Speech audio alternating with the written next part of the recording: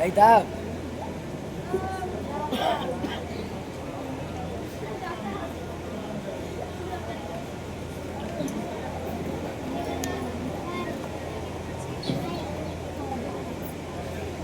Ahí está. Stage پر تشریف فرما معزز موقر معتم منظم القائم امت اسلامیہ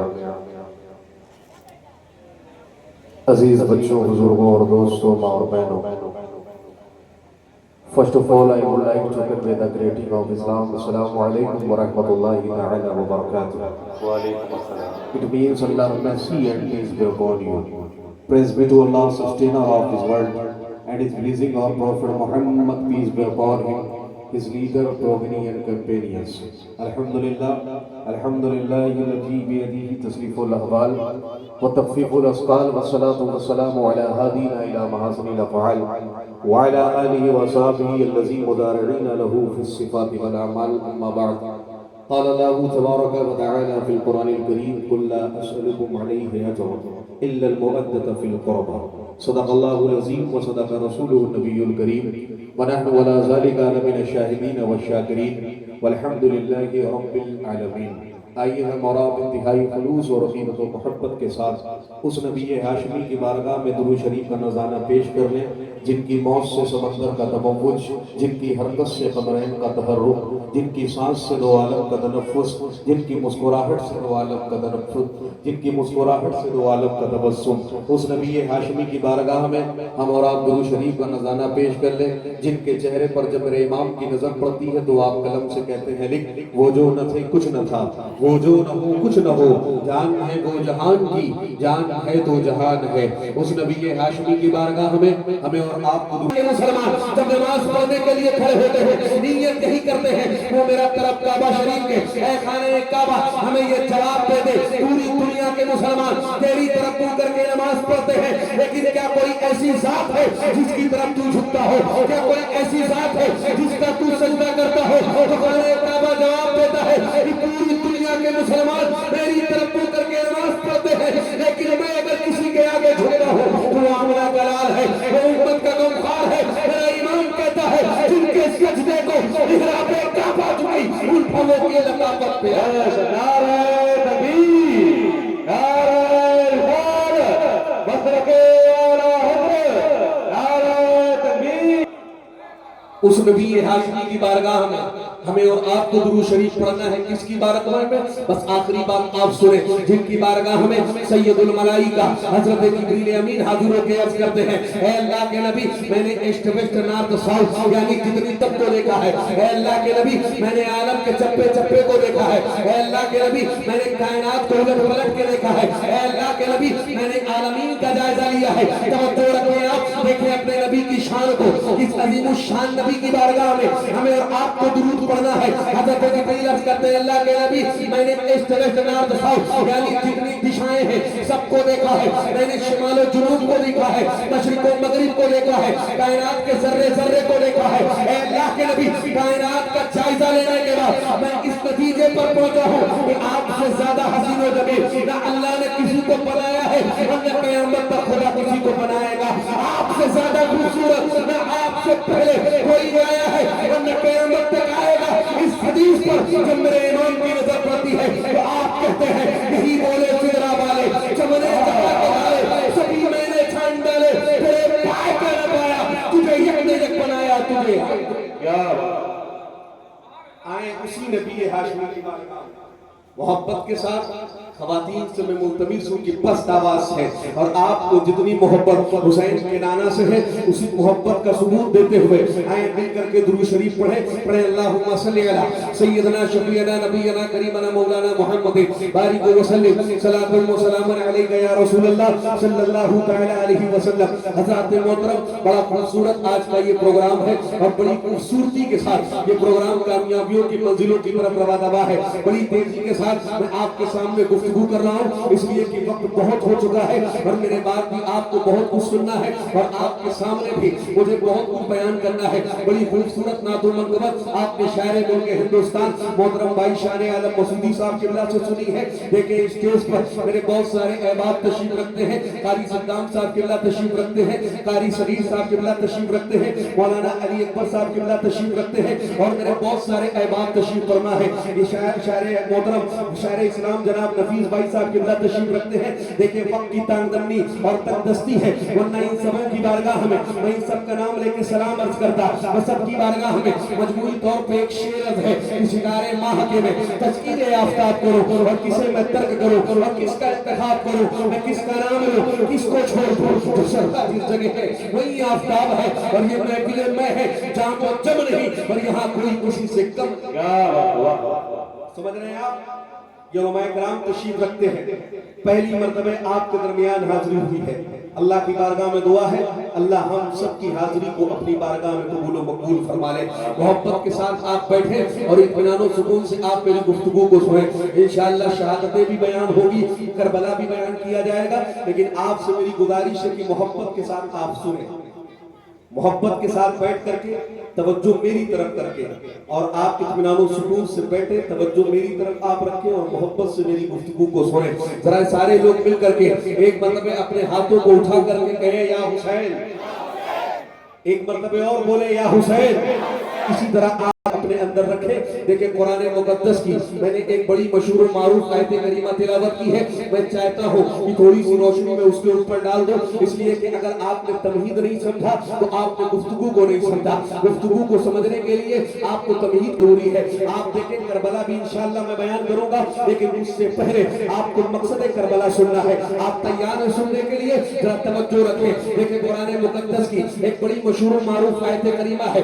اللہ قرآن میں فرماتا ہے قُلْ لَا أَسْأَلُكُمْ عَلَيْهِ أَجْرًا إِلَّا الْمَوَدَّةَ فِي الْقُرْبَى. ذرا آپ اس کے ترجمے کو سنیں اور آپ اس کی تشریح کو سنیں اور دیکھیں اس آیت میں اللہ نے کس کو خطاب کیا ہے. ذرا غور کریں. آپ اس صحابہ حضور کی بارگاہ میں حاضر ہوئے ہیں, عرض کرتے ہیں اللہ کے نبی آپ نے جو اسلام کی خدمت کی ہے, آپ نے جو اسلام کا پیغام ہم تک پہنچایا ہے, اے اللہ کے نبی ہم کفر کے اندھیرے میں تھے, آپ نے ہمیں کفر کے اندھیرے سے نکال کر کے اسلام کی روشنی میں کھڑا کیا ہے. اے اللہ کے نبی ہم نہ جانے کن کن کے سامنے اپنی پیشانی کو رکھتے تھے, آپ نے ایک خدا کے سجدے کا طریقہ ہمیں بتایا ہے. اے اللہ کے نبی ہم انسان تو تھے لیکن انسانیت کس چیز کا نام ہے ہم اسے نہیں جانتے تھے. اے اللہ کے نبی آپ نے ہمیں انسانیت کا سبق دیا ہے. اے اللہ کے نبی آپ نے ہمیں قرآن دیا ہے, حضور آپ نے ہمیں اسلام دیا ہے. اے اللہ کے نبی آپ نے اسلام کی خدمت کی ہے, اسلام کا پیغام آپ نے ہم تک پہنچایا ہے. اے اللہ کے نبی ہم اس پر آپ کو کچھ بدلہ دینا چاہتے ہیں,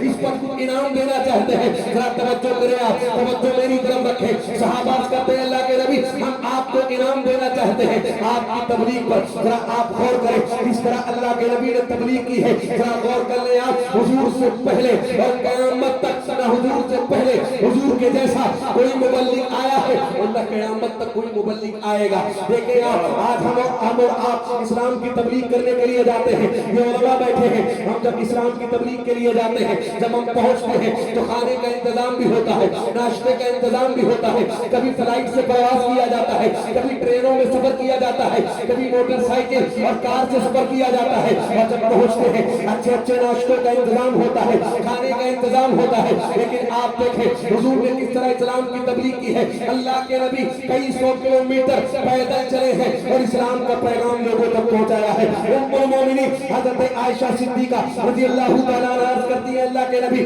آپ کی زندگی میں کیا احد سے زیادہ سخت دن کوئی آیا ہے؟ اور یہ احد کیا ہے؟ ذرا آپ دیکھیں اس دن ایک جنگ ہوئی ہے جس کا نام ہے جنگ احد. اس دن اللہ کے نبی کے کئی صحابہ شہید ہوئے ہیں اور کفار نے صحابہ کے ساتھ کیا کیا ہے, ان کے ناک کو بھی کاٹا ہے, ان کے کان کو بھی کاٹا ہے, صحابہ کے کلیجوں کو بھی چبایا گیا ہے. اور اللہ کے نبی کے دندان مبارک کا یعنی دانت مبارک کا ایک چھوٹا سا ٹکڑا بھی شہید ہوا ہے. حضور کے منہ سے, حضور کے لب مبارک سے, حضور کے ہونٹوں سے خون کے قطرے نکلے ہیں. صحابہ یہ جانتے تھے کہ احد سے زیادہ سخت دن حضور کی زندگی میں کوئی نہیں آیا ہے. جب ام المومنین عرض کرتی ہے اللہ کے نبی کیا احد سے زیادہ سخت دن کوئی آپ کی زندگی میں آیا ہے؟ تو حضور کہتے ہیں عائشہ آیا ہے. حضرت عائشہ کہتی ہے اللہ کے نبی کون سا دن؟ حضور فرماتے ہیں عائشہ جب میں طائف گیا تھا اور طائف کے لوگوں کو جب میں نے اسلام کا پیغام دیا تھا وہ دن میری زندگی کا سب سے سخت ترین دن ہے. ذرا آپ دیکھیں طائف کیا ہے؟ یہ ایک مقام ہے مکے سے 90 کلومیٹر کی دوری پر.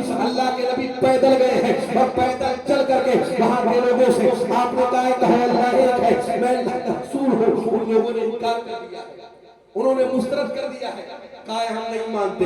حضور نے کہا کہو اللہ ایک ہے, انہوں نے کہا ہم نہیں مانتے. حضور نے کہا کہو اللہ نے مجھے رسول بنا کے بھیجا ہے, انہوں نے کہا ہم نہیں مانتے. اللہ کے نبی نے کہا سنو توجہ رکھیں. حضور نے فرمایا سنو میں نے تم تک اسلام کا پیغام پہنچایا, تم نے انکار کر دیا, اب میں واپس جاتا ہوں. میرے اوپر میں اسلام کا پیغام پہنچانا تھا, میں نے پہنچا دیا ہے, اب تم مجھے جانے دو. انہوں نے کہا ایسے نہیں جانے دیں گے. جب اللہ کے نبی چلے ہیں انہوں نے کچھ شرارتی لڑکے اللہ کے نبی کے پیچھے لگا دیے ہیں کہ حضور پر پتھر حضور پر پتھر مارتے تھے. صحابہ فرماتے ہیں اتنے پتھر حضور پر مارے گئے ہیں کہ حضور کی پنڈلی مبارک سے خون نکلا ہے, حضور کی نالین مبارک خون سے بھیگ گئی ہے. اللہ کے نبی درد سے بیٹھ گئے ہیں. انہوں نے پھر حضور کو اٹھایا ہے اور ماننا شروع کیا ہے. انہوں نے اتنے پتھر مارے ہیں کہ حضور تکلیف سے بیٹھ گئے ہیں, حضور کے جسم سے خون نکلا ہے. اتنے میں سید الملائکہ حضرت جبریل امین آئے ہیں اور حاضر ہو کے عرض کرتے ہیں اللہ کے نبی آپ کا رب فرماتا ہے حضور اگر آپ ہاتھ اٹھا کے بد دعا کر دیں یا اجازت دے دیں تو میں ان کو لے جا کے پہاڑوں میں تباہ و برباد کر دوں. اللہ کے نبی نے ہاتھ اٹھائے ہیں.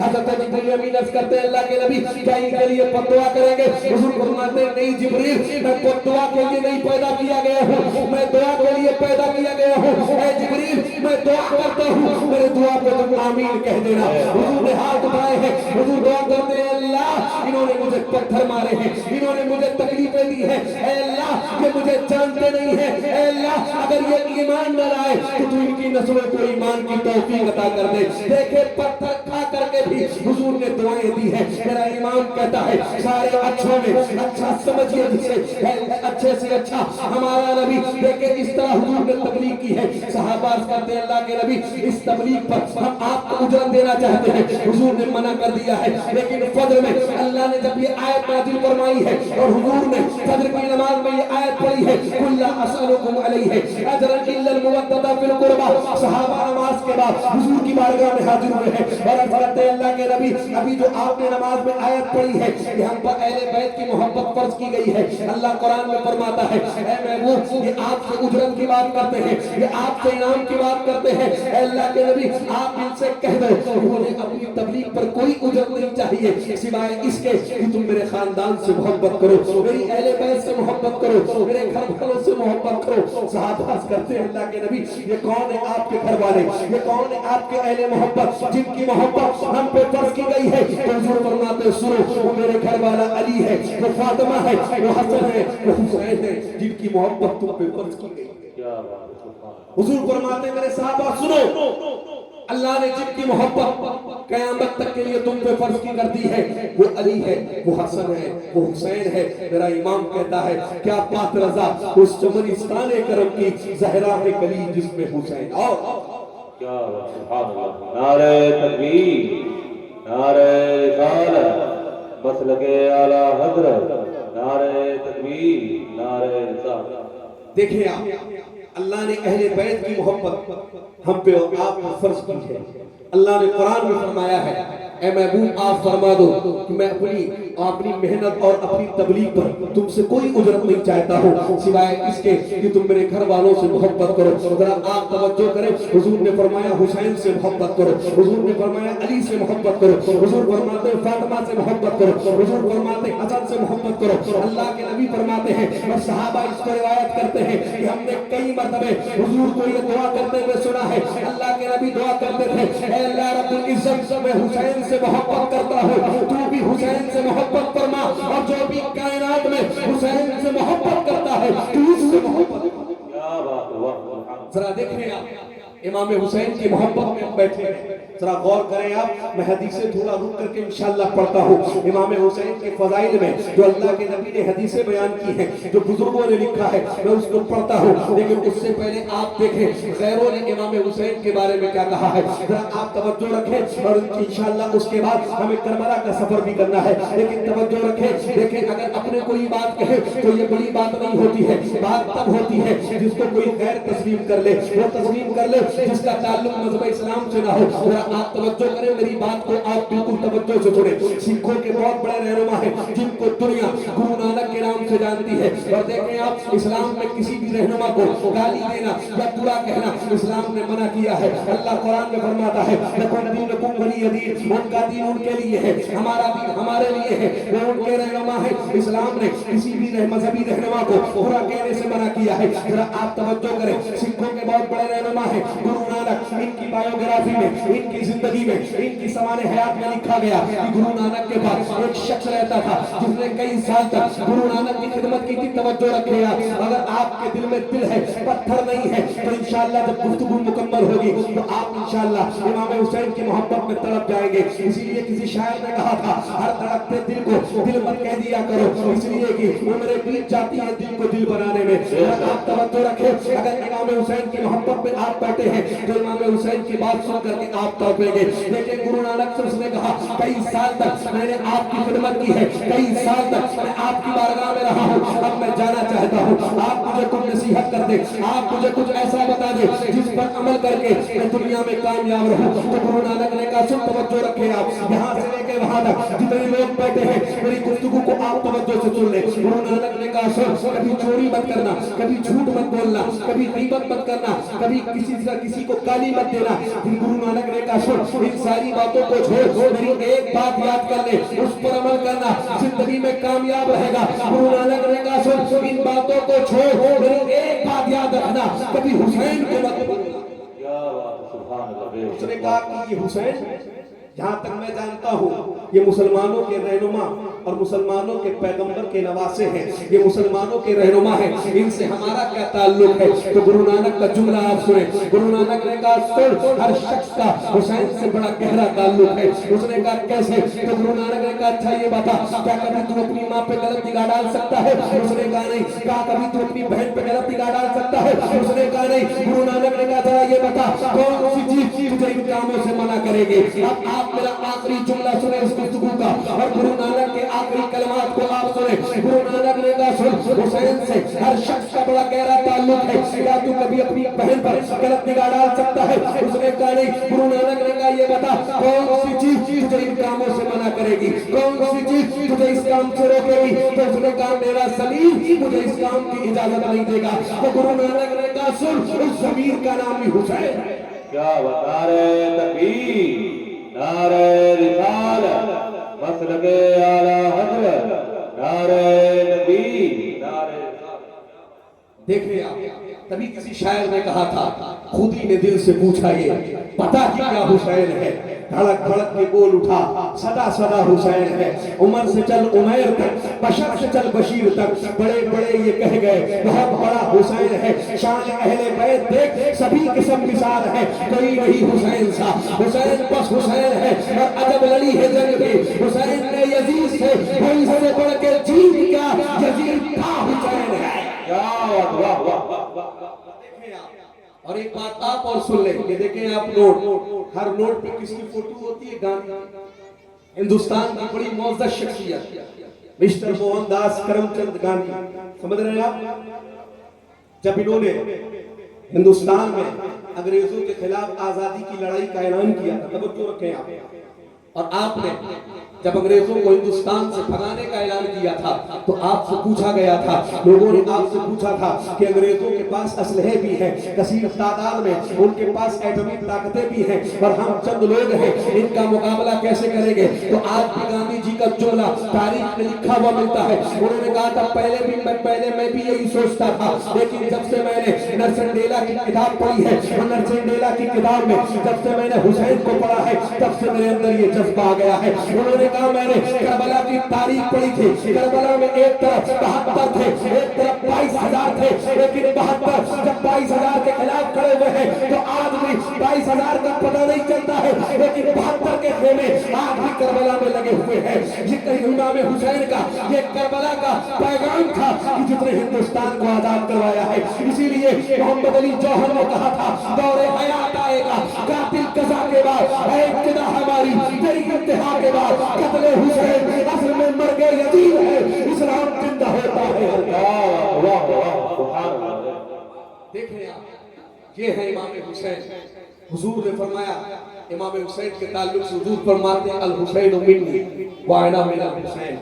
हुसैन मुझसे है, मैं हुसैन से हूँ।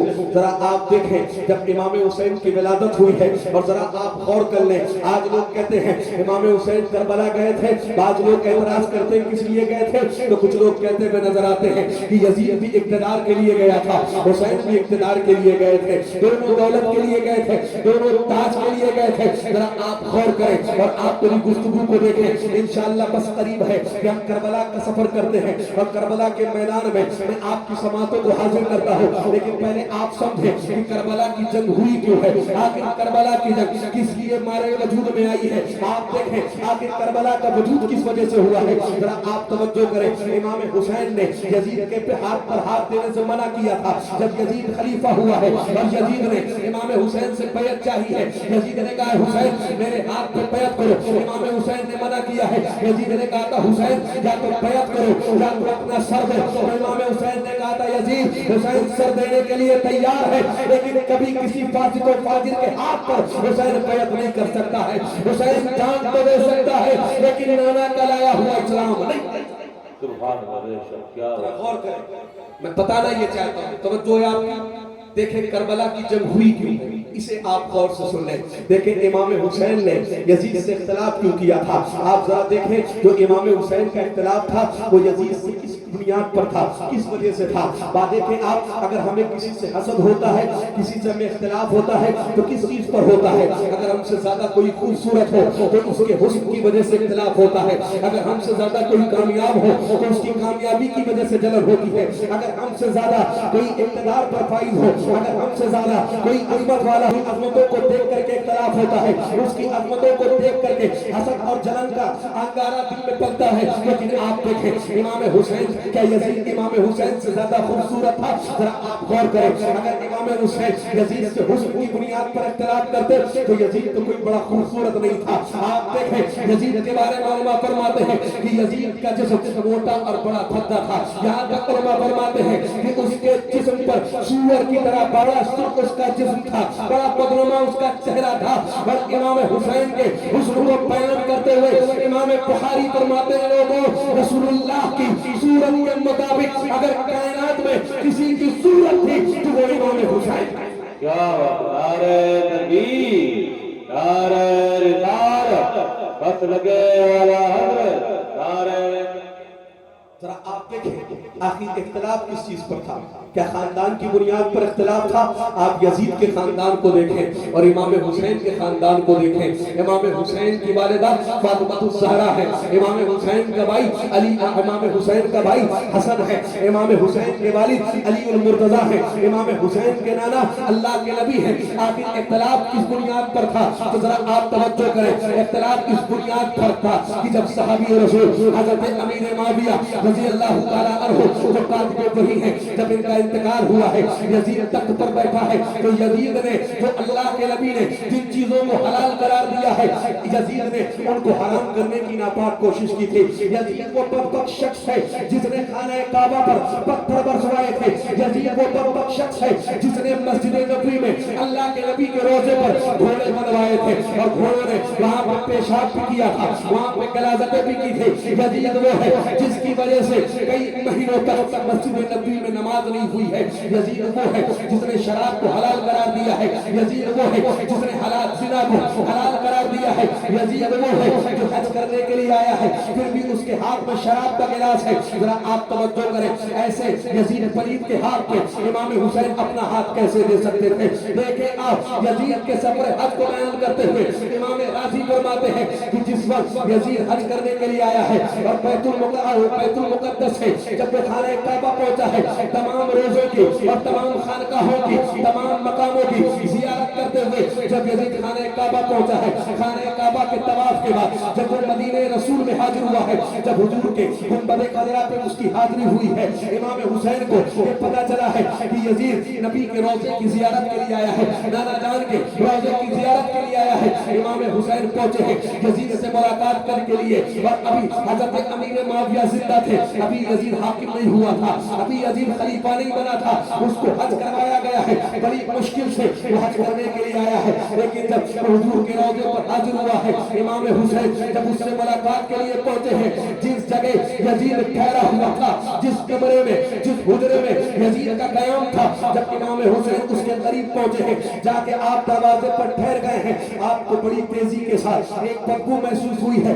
امام حسین نے اپنے قدموں کو روک لیا ہے اور آپ نے دیکھا ہے کہ یزید کے ہاتھ میں ایک گلاس ہے، یزید جس سے کچھ پی رہا ہے۔ امام حسین کہتے ہیں یزید گلاس میں کیا ہے؟ تو یزید کہتا ہے حسین یہ مشرق کا، یہ دمشق کا بڑا مشہور و معروف شربت ہے۔ امام حسین کہتے ہیں یزید وہ ہمیں اتنا بچہ بھی نہ سمجھ، ہم شربت اور شراب میں فرق جانتے ہیں۔ ذرا آپ توجہ کریں، آج یہاں سے کوئی حج کرنے کے لیے جاتا ہے یا عمرے کے لیے جاتا ہے، چاہے جتنا بڑا گنہگار وہ شخص ہو، چاہے جتنا بڑا وہ شرابی ہو، لیکن جب تک حج پہ رہتا ہے کبھی شراب کو ہاتھ نہیں لگاتا ہے۔ لیکن آپ دیکھیں یزید اس پلید کا نام ہے، یزید اس کمبخت کا نام ہے، یزید اس گنہگار کا نام ہے کہ جب وہ خانہ کعبہ کی زیارت کے لیے گیا ہے تب بھی نشے میں ہے، جب بھی حضور کے روضے کی زیارت کے لیے گیا ہے تب بھی نشے میں ہے۔ ذرا آپ غور کریں، جس کو امام حسین نے اپنے ماتھوں کی نگاہوں سے شراب پیتے ہوئے دیکھا تھا،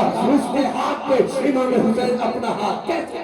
کیا بات ہے، اور یہاں پہ رک کے ایک بات آپ اور سن لیں، آج ہمارے نوجوان بہت نعرہ لگاتے ہیں امام حسین کا دامن نہیں چھوڑیں۔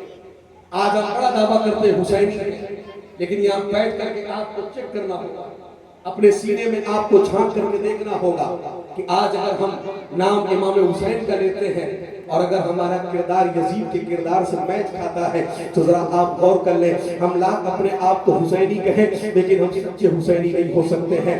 آپ تب امام حسین کا بھرتے ہیں لیکن اگر آپ کی زندگی میں شراب ہے تو آپ حسینی نہیں ہو سکتے ہیں۔ آپ نام امام حسین کا لیتے ہیں لیکن اگر آپ فلمیں دیکھتے ہیں، آپ فلمیں گانے سنتے ہیں، آپ مجرے دیکھتے ہیں تو ذرا توجہ کر لیں، آپ لاکھ آپ دعویٰ کریں کہ آپ حسینی ہیں لیکن آپ حسینی نہیں ہو سکتے ہیں۔ ذرا آپ غور کر لیں، آج کے نوجوانوں کو آپ دیکھیں، آپ کے یہاں حالات کیسے ہیں وہ تو میں نہیں جانتا ہوں، یہ علماء بہتر جانتے ہیں، لیکن اکثر ملک ہندوستان کے حالات ایسے ہیں اور اکثر مسلمانوں کے حالات ایسے ہیں اور اکثر مسلم نوجوانوں کے حالات ایسے ہیں کہ آج مسلم نوجوان جس گناہ میں سب سے زیادہ ملوث ہے وہ نشہ ہے۔ ذرا آپ توجہ کریں، آج مختلف چیزوں سے نشہ کیا جا رہا ہے۔ آج اگر مسلم نوجوانوں کو منع کیا جاتا ہے تو وہ کہتے ہیں حضرت ہم شراب سے نشہ نہیں کرتے ہیں، شراب کو اسلام نے حرام قرار دیا ہے، ہم تو چرس سے نشہ کرتے ہیں، ہم تو بھانگ سے نشہ کرتے ہیں، ہم تو حفیظ سے نشہ کرتے ہیں۔ ذرا آپ توجہ کریں، حضور فرماتے ہیں کل مسکر حرام، ہر نشہ اگر چیز حرام ہے۔ ذرا آپ توجہ کریں، اگر آج کوئی ڈٹراکیٹ جیسی دواؤں سے اگر نشہ کرتا ہے، کورک جیسی دواؤں سے اگر نشہ کرتا ہے، چرس اور بھانگ اور افیم سے اگر وہ نشہ کرتا ہے اور وہ یہ کہتا ہے کہ ہم شراب سے نشہ نہیں کرتے ہیں، شراب کو اسلام نے حرام قرار دیا ہے، تو آپ میرے جملے کو سن کر کے جائیں اور دل کی تختی پہ نوٹ کر کے جائیں۔ حضور فرماتے ہیں لوگوں کل مسکر حرام، قیامت تک جس چیز سے بھی نشہ کیا جائے گا وہ حرام ہے۔ آپ چاہے جس سے نشہ کیا جائے، حضور فرماتے ہیں وہ حرام ہی ہوگی، وہ چاہے نشہ کورک سے کیا جائے، چاہے افیم سے کیا جائے، چاہے دیگر دواؤں سے کیا جائے، حضور پر صورت میں نہیں اٹھے گا۔ اللہ اس کے چہرے کو تبدیل کر کے یا تو سور کی طرح کر دے گا یا تو بندر کی طرح کر دے گا۔ حضور فرماتے ہیں جو شراب کا ایک گھونٹ پیتا ہے 40 دنوں تک اللہ نہ اس کی عبادتوں کو قبول کرتا ہے نہ اس کی دعاؤں کو قبول کرتا ہے۔ اور حضور فرماتے ہیں جو بنا توبہ کیے وہ مر گیا، کل قیامت کے دن اس پر ایسی پیاس مسلط کی جائے گی کہ وہ پانی پانی چلائے گا، لیکن اسے پینے کے لیے جہنمی بچھوؤں کا زہر جہنمی انسانوں کی کھوپڑی میں۔ آج اگر آپ کی زندگی میں شراب ہے، کل امام حسین نے اگر آپ کہ ہاتھ کو پکڑ کے آپ کے گریبان کو پکڑ کے اگر آپ سے پوچھ لیا کہ جس شراب کو یزید نے حلال کیا تھا، جس شرابی کے ہاتھ پر میں نے ہاتھ نہیں دیا، اپنے قبیلے کو میں نے کربلا میں لٹا دیا، کنبے کو کٹا دیا، اہل و عیال کو شہید کر دیا، اس شراب کو تم نے عام کیا تھا، اس شراب کو تم نے اپنے حلق کے نیچے اتارا تھا، تو ذرا آپ بتائیں آپ کے پاس کیا جواب ہوگا؟ تو یہاں بیٹھ کر کے اٹھنے سے پہلے ہمیں یہ تیار کر کے اٹھنا ہے کہ کہیں سے بھی ہم یزید کے کردار کو جینے نہیں دیں گے، کہیں سے بھی ہم یزید کے کردار کو پنپنے نہیں دیں گے۔ ہم پیدا ہوئے تھے حسینی تھے، آج زندہ ہے حسینی ہے، کل قبر میں جائیں گے حسینی رہیں گے، اور جب قبر سے اٹھیں گے تو امام حسین کا دامن ہاتھوں میں لیں گے۔ کیا بات، سبحان اللہ، بے شک، سبحان اللہ۔ توجہ کریں آپ، امام حسین کون ہے؟ یزید کون ہے؟ دیکھیں آپ یزید کون ہے، امام حسین کون ہے؟ دیکھیں آپ یزید وہ ہے جس نے شراب کو حلال کرنے کی کوشش کی، یزید وہ ہے معذاللہ ثم معذاللہ جس نے یہ کہا تھا کہ انسان اگر اپنی نفسانی خواہشات کو پورا کرنا چاہتا ہے تو وہ اپنی سوتیلی ماں سے بھی کر سکتا ہے، اپنی سوتیلی بہن سے بھی کر سکتا ہے۔ اس نے کہا تھا انسان اگر نکاح کرنا چاہے تو اپنی چچی سے بھی کر سکتا ہے، اور یہاں تک امام حق محدث دہلوی فرماتے ہیں، آپ لکھتے ہیں لوگوں یہ جملہ کہتے ہوئے کلیجہ منہ کو آتا ہے کہ یزید اس بدبخت کا نام ہے جس نے یہ کہا تھا کہ اگر مجھے زندگی میں وقت ملے گا تو میں ام المومنین حضرت عائشہ صدیقہ سے نکاح کروں گا۔ کہ معاذ اللہ یزید وہ ہے جس کی پیدائش سے پہلے اللہ کے نبی نے فرمایا تھا لوگوں اول من یبدل السنۃ رجل من بنی امیہ یقال له یزید، ابھی یزید پیدا نہیں ہوا تھا، حضور نے فرما دیا تھا لوگوں میری امت میں پہلا شخص جو میری سنت کو بدل دے گا وہ بنو امیہ کا ایک شخص ہوگا اور اس کا نام یزید۔ یہ یزید ہے، اور حسین وہ ہے جن کے بارے میں حضور نے فرمایا حسین مجھ سے ہے میں حسین سے ہوں۔ آپ دیکھیں حسین وہ ہے، آج آپ کے گھر میں بچہ پیدا ہو، توجہ رکھے آپ دیکھیں امام حسین کی ذات کو، آج آپ کے گھر میں بچے کی ولادت ہو، ہمارے گھروں میں بچے کی ولادت ہو، آزان کون پڑھتا ہے؟ مسجد کے امام صاحب پڑھ دیتے ہیں، کوئی قاری صاحب پڑھ دیتے ہیں، کوئی مفتی صاحب پڑھ دیتے ہیں، یا بہت ہو گیا تو کسی محدث نے پڑھ دیا، کسی مفکر نے پڑھ دیا، لیکن آپ دیکھیں امام حسین وہ ہیں کہ جن کے کان میں آزان اور جن کے کان میں تکبیر اللہ کے نبی نے پڑھی ہے۔ دیکھیں آپ امام حسین کی عظمت کو، امام حسین کو حضور اپنی گود میں بٹھاتے تھے، اپنے کاندھے پر رکھتے تھے۔ دیکھیں امام حسین کی عظمت کو، اس ایک جملے سے آپ امام حسین کی عظمت کو سمجھ جائیں۔ آپ دیکھیں اونٹ کی چمڑی سے بننے والی اگر کوئی چپل ہو، اگر وہ حضور کے قدموں میں آ جائے، کوئی جوتا ہو، حضور اس میں ایک مرتبہ اپنے قدموں کو ڈال دے تو اسے ہم نالائے پاک کہتے ہیں، اور ہم یہ کہتے ہیں اگر سر پہ رکھنے کو مل جائے نالے پاک حضور تو ہم کہیں گے یہاں تاجدار ہم بھی ہیں۔ ذرا آپ دیکھیں ایک مرتبہ اگر چمڑے کے جوتے ہوئے اللہ کے نبی اپنے قدموں کو رکھ دے تو ہم اس جوتے کو اپنے سر پہ رکھنے کے لیے تیار ہیں۔ تو امام حسین وہ ہے جن کو اللہ کے نبی اپنے کاندھوں پہ بٹھاتے تھے، جن کو اللہ کے نبی چوما بھی کرتے تھے، جن کو اللہ کے نبی سونگا بھی کرتے تھے، اور حضور ہمیشہ یہ کہتے تھے کہ لوگوں میں حسین سے محبت کرتا ہوں اور جو بھی حسین سے محبت کرتا ہے میں اس سے محبت کرتا ہوں۔ کیا بات، نعرہ تکبیر، نعرہ رسالت، مسلک اعلی حضرت، یادگار امام حسین، نعرہ تکبیر، نعرہ رسالت۔ دیکھیں آپ حضور کی حدیث میں حضور فرماتے ہیں کہ میں حسین کو چومتا بھی ہوں اور حسین کو سونگتا بھی ہوں۔ ذرا آپ توجہ کریں، ادھر دیکھیں، آپ میری طرف توجہ رکھیں۔ آج ہم بھی بچوں کو گود میں کھلاتے ہیں لیکن اب بچوں کو چومتے ہیں، کوئی ایسا نہیں ہے جو بچوں کو سونگتا ہو۔ ذرا آپ حضور سے پوچھیں کہ آخر اللہ کے نبی آپ حسین کو سونگتے کیوں ہیں؟ تو حضور فرماتے ہیں اس لیے کہ حسین سے جنتیوں کی خوشبو آتی ہے۔ حضور فرماتے ہیں حسین جنتی پھولوں میں سے ایک پھول ہے۔ ذرا آپ توجہ کریں، آج کوئی پھول آپ کے یہاں اینی میں کھلے، صبح میں کھلے، شام میں مرجھا جائے، پوری دنیا میں کوئی بھی پھول کھلتا ہے، صبح میں کھلتا ہے، شام میں مرجھا جاتا ہے، لیکن آپ دیکھیں حضور نے حسین کو پھول کہا ہے تو حسین کیسے پھول ہیں؟ دیکھیں آپ حسین مدینے میں ہیں تب بھی کھلے ہوئے ہیں، حسین مکے میں ہیں تب بھی کھلے ہوئے ہیں، حسین سفر میں ہیں تب بھی کھلے ہوئے ہیں، حسین کربلا میں ہیں تب بھی کھلے ہوئے ہیں، اور ایسے پھول ہیں کہ شاعر نے کہا تھا کتنے مہکے ہوئے ہیں مدینے کے پھول، کربلا تیری قسمت پہ نام۔ जरा तवज्जो करें आप। अब मैं आपको करबला लेके चलता हूँ, तवज्जो है आपकी, वक्त है। देखिए मुकम्मल शहादतें बयान करने के लिए बहुत वक्त चाहिए, लेकिन मैं चाहता हूँ बस इशारतन कुछ शहादतें और कुछ झलकियां आपके सामने पेश कर देता हूँ। तवज्जो रखें आप।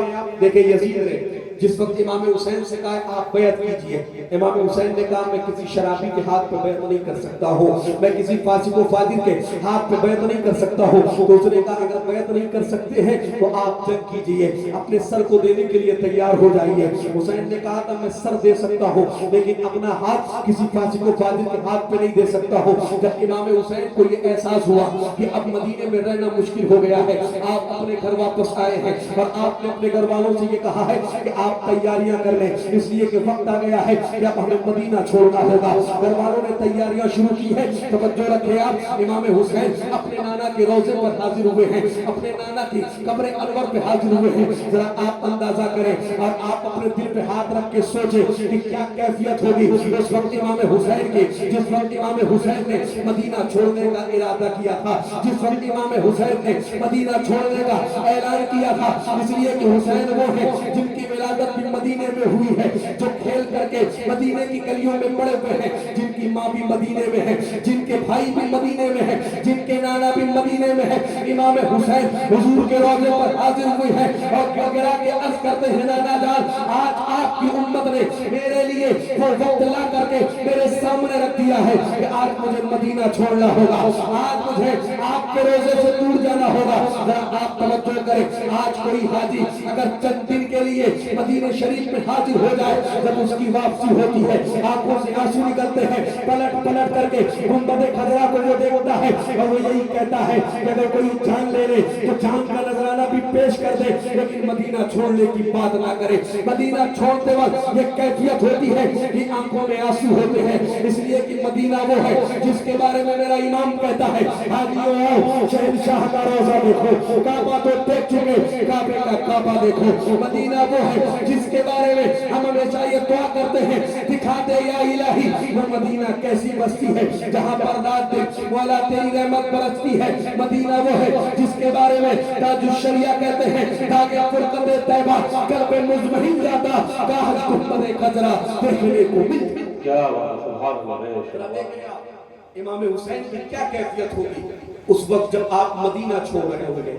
आपने अपने नाना जान की बारगाह में हाजिर होकर के सलाम अर्ज किया है और आप अर्ज करते हैं नाना जान जिस इस्लाम को फैलाने के लिए आपने मदीना छोड़ा, आपने मक्का छोड़ा था और मदीना आए थे, उसी इस्लाम को बचाने के लिए आज हुसैन मदीना छोड़ रहा है और मक्का जा रहा है। इमाम हुसैन अपनी वालिदा हजरत फातिमा ज़हरा के कब्र पे हाजिर हुए हैं, लिपट करके रोए हैं और कहते हैं माँ अब दोबारा पता नहीं हाजिरी होती है कि नहीं होती है, दोबारा आपसे पता नहीं मुलाकात होती है कि नहीं होती है, दोबारा आपसे पता नहीं आपकी कब्र पे हाजिरी हो, दोबारा मदीने में वापसी हो या ना हो। आज मैं मदीना छोड़ करके मक्के का सफर कर रहा हूँ, आप मेरे लिए दुआ फरमाइएगा।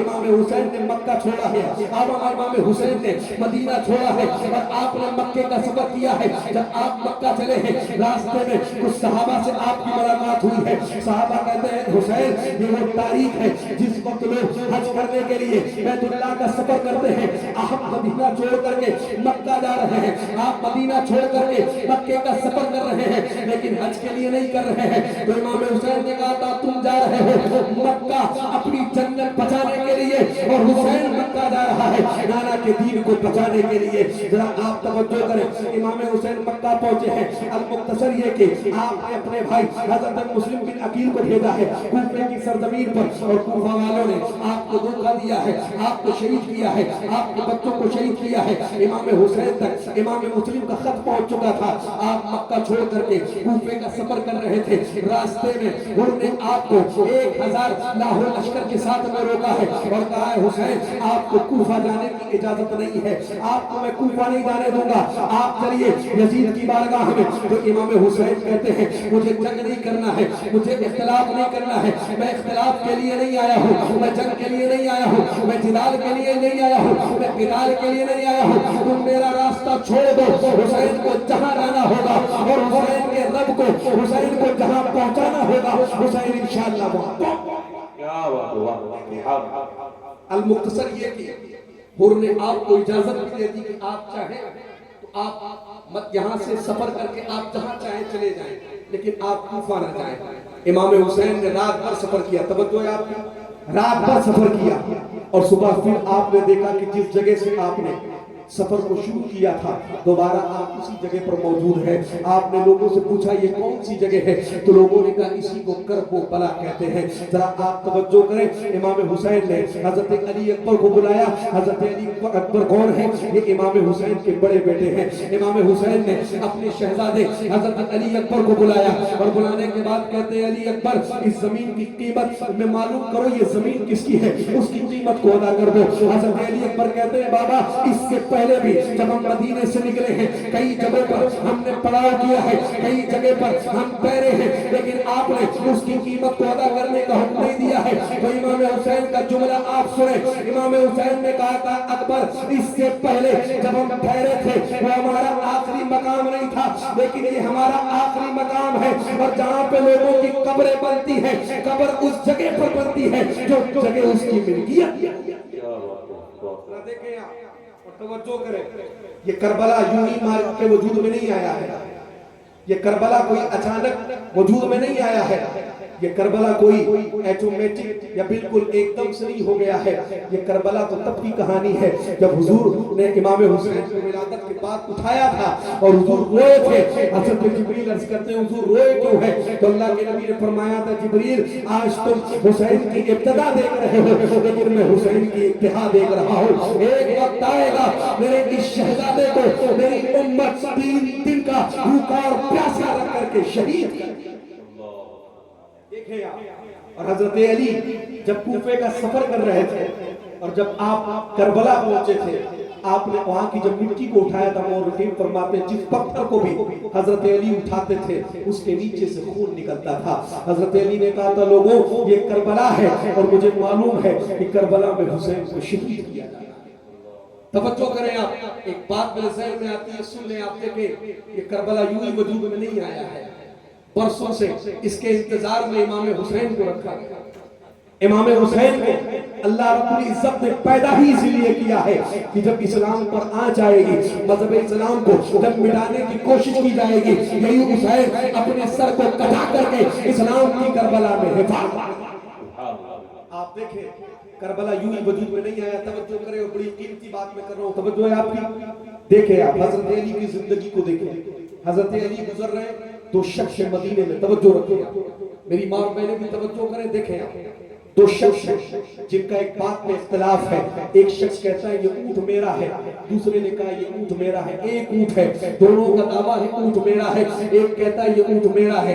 اختلاف بہت بڑا ہے، اتنے میں حضرت علی آتے دکھائی دیے ہیں، دونوں نے کہا چلو علی سے جا کے اپنا فیصلہ کرواتے ہیں۔ حضرت علی نے سے دونوں نے کہا ہے علی میں یہ کہتا ہوں اونٹ میرا ہے، دوسرا یہ کہتا ہے اونٹ میرا ہے۔ حضرت علی نے ایک سے پوچھا تو یہ بتا کہ تیرے پاس کون سا ثبوت ہے کہ اونٹ تیرا ہے؟ توجہ رکھے، اس نے کہا میرے پاس یہ میری زبان ثبوت ہے کہ یہ اونٹ میرا ہے، میرا دعویٰ ہے کہ یہ اونٹ میرا ہے۔ حضرت علی نے دوسرے سے پوچھا تو بتا تیرا کون سا دعویٰ ہے اور تیرے پاس کون سا ثبوت ہے، کون سی دلیل ہے کہ اونٹ تیرا ہے؟ تو اس نے کہا علی یہ اونٹ میرا ہے اور میرے پاس دلیل یہ ہے کہ اگر آپ اونٹ کو ذبح کریں اور اس کے گوشت کو الگ کر دیں، اس کی کھال کو الگ کر دیں، اس کی ہڈی کو الگ کر دیں اور آپ اس کے کلیجے کو اس کے دل کو کاٹ کر کے دیکھیں، اس کے دل کو ٹکڑے کر کے دیکھیں، اس کے دل میں آپ کو ایک سوراخ نظر آئے گا۔ اگر وہ سوراخ نہ ہوا تو اس اونٹ کی جتنی قیمت ہوگی اس سے کئی گنا قیمت میں دینے کے لیے تیار۔ حضرت علی نے کہا اونٹ کو ذبح کیا گیا، اونٹ کو لٹایا گیا، اونٹ کی گردن پہ چھری چلائی گئی، جب اس کے گوشت کو الگ کیا گیا، توجہ رکھیں آپ، اس کے گوشت کو الگ کیا گیا، اس کی کھال کو الگ کیا گیا، ہڈیوں کو الگ کیا گیا، اور جب اس کے دل کو کاٹا گیا ہے تو حضرت علی نے دیکھا ہے اور مدینے کے اکثر لوگوں نے دیکھا ہے کہ اس اونٹ کے سینے میں اس کے دل میں ایک سوراخ ہے۔ حضرت علی نے اس شخص کو بلایا اور بلانے کے بعد کہتے ہیں یہ بڑے اندر کی بات ہے، اتنے اندر کی بات کو تو جانتا کیسے ہے؟ اس نے کہا اے حضرت علی میں اور میرا خاندان برسوں سے اونٹ کو پالتا ہے. ہمارا خاندان اونٹ کو پالنے میں اور اونٹ کی نسلوں کی جانکاری میں بڑی مہارت رکھتا ہے. آپ کو معلوم ہے یہ اونٹ ہے, اس کے سامنے ایک مرتبہ اس کا بڑا خوبصورت بچہ تھا, اس کو کوئی بیماری لائق ہوئی ہے, اس کو میں نے اس کی نظروں کے سامنے ذبح کر دیا ہے. جب میں نے اس کو ذبح کرنا چاہا ہے اور اس کی حلق پر جب میں نے چوری رکھی ہے, میرے باپ نے میری پیٹھ پہ بڑی تیزی سے مارا ہے. میں نے پیچھے دیکھا ہے تو میرے باپ نے کہا ظالم تو نے اس کے بچے کو ذبح کیوں کیا ہے. تو میں نے اپنے باپ سے کہا ہے اس کو ایسی بیماری لائق ہوئی ہے کہ اگر میں اس کو ذبح نہ کرتا عنقریب اس کا انتقال ہو جاتا. میں نے اس کو ذبح کر دیا ہے. حالانکہ شریعت نے ذبح کرنے کی اجازت بھی دی ہے, شریعت میں ذبح کرنے سے کوئی ممانعت نہیں آئی ہے. اب آپ میں نے کون سا گناہ کر دیا ہے؟ تو اس نے کہا, میرے باپ نے کہا ظالم تو نے گناہ نہیں کیا ہے, ذبح کر کے تو نے کوئی غلطی نہیں کی ہے, بس تیری خطا یہ ہے کہ تو نے اس کے بچے کو اس کی نگاہوں کے سامنے ذبح کر دیا ہے. اس نے کہا, میرے باپ نے کہا سن, تو نے اس کے بیٹے کو, اس اونٹ کے بیٹے کو تو نے اس کی نگاہوں کے سامنے ذبح کیا ہے. اس کے دل میں چھالے پڑے ہیں غم اور تکلیف کی وجہ سے, اور وہ چھالے پھوٹے ہیں اور اس کا خون اس کی آنکھ میں آ گیا ہے. اس کے دل میں اپنے بیٹے کی جدائی کی وجہ سے اور اپنے بیٹے کی موت کی وجہ سے اس کے دل میں سراغ پیدا ہو گیا ہے. اس نے کہا اسی لیے مجھے معلوم تھا کہ اس کے دل میں سراغ ہوگا, اس کے سینے میں سراغ ہوگا. اب توجہ کریں آپ, حضرت علی نے کہا حسین کو بلاؤ. بڑی تیزی کے ساتھ حضرت امام حسین کو بلایا گیا ہے. جب امام حسین آئے ہیں, حضرت علی نے امام حسین سے کہا حسین اپنی قمیض کو اوپر کرو. امام حسین نے اپنی قمیض کو اوپر کیا ہے. حضرت علی نے امام حسین کے سینے کو بوسہ دیا ہے. لوگوں نے پوچھا علی معاملہ اونٹ کا تھا, آپ نے حسین کے سینے کو بوسہ کیوں دیا ہے؟ تو حضرت علی کہتے لوگوں تمہیں معلوم نہیں ہے اس اونٹ کے سامنے اس کے اکلوتے بیٹے کو ذبح کیا گیا تھا تو اس کے سینے میں زخم ہو گیا ہے, چھید ہو گیا ہے. مجھے معلوم ہے کہ حسین وہ ہے جس کے سامنے علی اصغر کو بھی ذبح کیا جائے گا, علی اکبر کو بھی ذبح کیا جائے گا, اور محمد کی بھی گردنیں کاٹی جائیں گی, قاسم کو بھی ذبح کیا جائے گا. یہ ایک بچے کو دیکھ کر کے برداشت نہ کر سکا ہے, میرا حسین تو کل کربلا میں 71 لاشیں اٹھائے گا. حضرت علی کہتے ہیں میں نے اس کے سینے کو اس لیے چوما, کربلا میں تو موجود نہیں رہوں گا, آج حسین کے سینے کو میں نے چوم لیا ہے, کل کربلا پر حسین کو ٹھنڈک پہنچ. نعرہ تکبیر, نعرہ رسالت, مسلک اعلی حضرت, نعرہ. دیکھیں یہ کربلا ہے, امام پیغمبر تھے. یہی وجہ ہے کہ جب حضرت علی اکبر جب آپ جنگ کے لیے کربلا میں گئے ہیں اور جب آپ کربلا میں پہنچے, یزیدیوں نے اپنی تلواریں رکھی تھی. ذرا آپ توجہ کریں, دیکھیں یزیدیوں نے کہا کہ ہم اتنے بھی بزدل نہیں ہیں کہ ہم اپنے نبی سے جنگ کریں.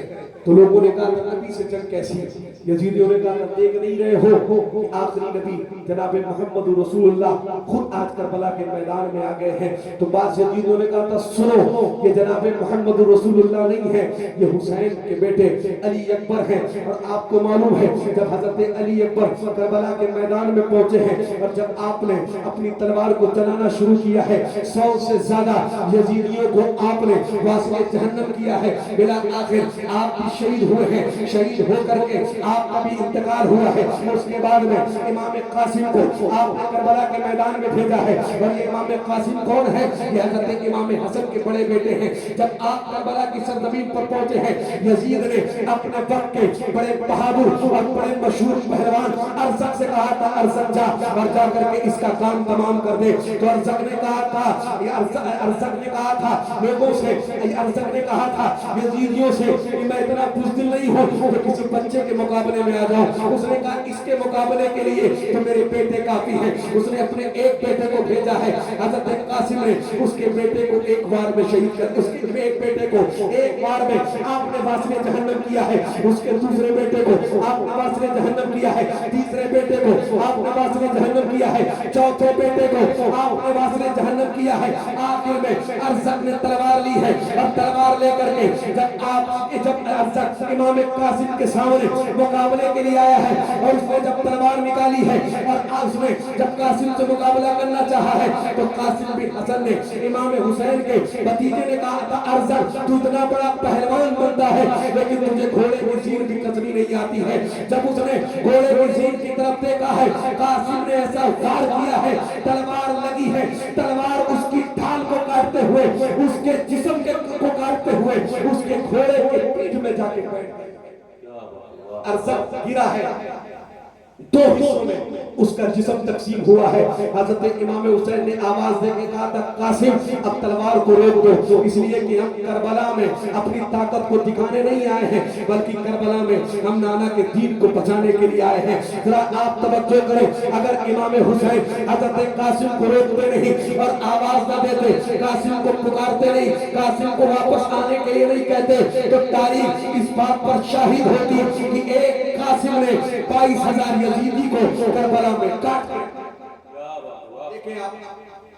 हजरत इमाम कासिम भी शहीद हुए हैं, हजरत अब्बास अलंबरदार भी शहीद हुए हैं। आखिर में बारी आई है हजरत इमाम हुसैन। 71 लाशें इमाम हुसैन अपने खेमे तक उठा के लाए, लेकिन जब इमाम हुसैन करबला में जाने लगे हैं, आपने अपने भाई हसन की दस्तार को अपने सर पे रखा है, अपने नाना की चादर को आपने अपने कांधे पे रखा है, अपने बाप हजरत अली की तलवार को अपने हाथों में लिया है। और जब आप करबला की सरजमीन पर पहुंचे हैं, जब आप अपने घोड़े पर सवार हुए हैं, घोड़े को आपने गेड़ लगाई है और फरमाते 14 मरतबे आपने घोड़े को गेड़ लगाई, लेकिन घोड़ा चलने के लिए तैयार नहीं था। इमाम हुसैन ने कहा था, मैं जानता हूँ तू भी 3 दिन का भूखा और प्यासा है, अगर तू चाहता है तो तू मुल्क शाम चला जा, अगर तू चाहता है तो तू मक्का चला जा, अगर तू चाहता है तो तू मदीना चला जा, जहां तू चाहता है मैं तुझको आजाद करता हूं, तू चला जा। और रहीम फरमाते हैं उस वक्त घोड़े ने अपनी ज़बाने हाथ से कहा था, हुसैन मैं सिर्फ आपकी सवारी नहीं बल्कि आपका गुलाम हूं, जब तक आप करबला में हैं मैं आपको छोड़ करके नहीं जा सकता हूं। उसने कहा था, हुसैन ये मेरी जान भी आपके लिए है, मेरी जिंदगी भी आपके लिए है।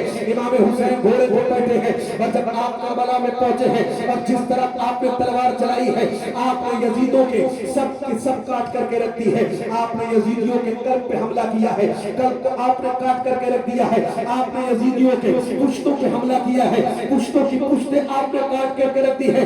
मुअर्रिखीन फरमाते हैं तकरीबन 1800 यजीदियों को आपने वास्ते जहन्नम किया था। जब यजीदियों ने देखा है कि इमाम हुसैन की तलवार चल रही है तो यजीदियों ने कहा है हुसैन को चारों तरफ से घेर लो, हुरमला ने कहा हुसैन को रोको, सिनान ने कहा हुसैन को रोको, कहा अगर हुसैन को नहीं रोका गया, सिमर ने कहा हुसैन को रोको, अगर हुसैन को नहीं रोका गया तो ये तारीख बन जाएगी कि एक हुसैन ने तरह 22,000 को करबला में काट करके सुभान अल्लाह। नारे तकबीर, नारे रिसालत, मसलके आला हजरत, नारे तकबीर। जब यजीदियों ने देखा है कि हुसैन की तलवार रुकने का नाम नहीं ले रही है, जरा आप तवज्जो देखें और देखें इमाम हुसैन की ताकत का आप इससे अंदाजा कर लें। कितने लोग थे? 72 लोग थे और यजीदियों ने 2-4 लोगों को नहीं, 1000-2000 लोगों को नहीं बल्कि 22,000 लोगों को 72 के मुकाबले में भेजा था। इसी से आप अंदाजा कर लें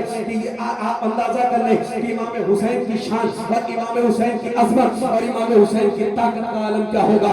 इमाम हुसैन की तलवार चली है, यजीदियों को आपने काटना शुरू किया है, चारों तरफ से आपको घेर लिया गया है। शिमर ने कहा है इमाम हुसैन पर चारों तरफ से हमला किया जाए, चारों तरफ से आप पर तीर बरसने शुरू हुए हैं, एक तीर आपकी पेशानी में लगा है, आप घोड़े से नीचे तशरीफ लाए हैं। जब आप घोड़े से नीचे तशरीफ लाए हैं आपने अपने सर को पेशानी पे रखा है, जब आपने अपने सर को पेशानी में रखा है सिमर लईन बदबख्त ने अपने हाथ में खंजर लिया है, आने के बाद उसने आपने पैरों को हुसैन के सीने पे रखा है और इमाम हुसैन की गर्दन पर उसने तलवार को रखा है, खंजर को रखा है और आपके गले को काटना शुरू किया है। जरा आप तवज्जो करें, मुअर्रिखीन फरमाते हैं इमाम हुसैन यजीदियों को काटते जा रहे थे, जो तलवार भूख से न रुकी थी, जो तलवार प्यास से, जिस तलवार को अली अकबर की जवानी न रोक सकी, जिस तलवार को अली अकबर का शहीद किया हुआ जिस्म न रुक सका, आखिर वो तलवार रुकी है। किस वजह से रुकी है? वो इन फरमाते नमाज का वक्त हुआ है,